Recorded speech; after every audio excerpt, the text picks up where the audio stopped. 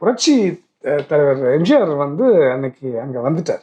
அவர் அங்கே அந்த அவர் தோட்டத்தில் தான் எடுத்துகிட்டு இருந்தோம். அங்கே வந்து அன்னைக்கு வந்து அப்பாவை கூப்பிட்டு என்ன சொல்லியிருக்காரு, இன்னைக்கு வந்து ப்ரொடக்ஷன் செலவு என்னது, சாப்பாடு நான் தான் மொத்த யூனிட்டுக்கும் போடுவேன்னு சொல்லி மொத்த யூனிட்டுக்கும் அன்னைக்கு லஞ்சு ஆர்கனைஸ் பண்ணி அது ஒரு பெரிய ஒரு ஒரு ட்ரீட் மாதிரி எங்களுக்கு. இன்ஃபேக்ட் அவர் மடியில் நான் உட்கார்ந்த ஒரு பெரிய தருணம் அது இன்னும் எனக்கு ஞாபகம் இருக்கு.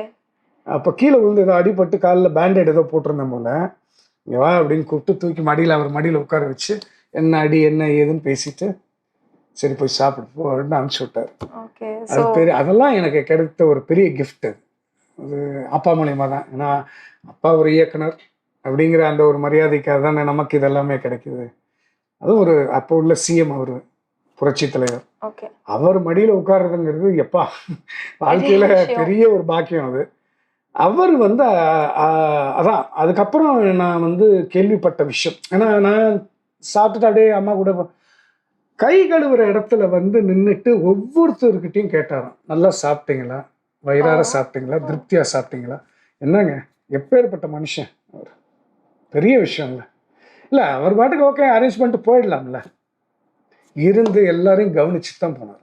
Okay, great. So that was one big memory for me. Okay.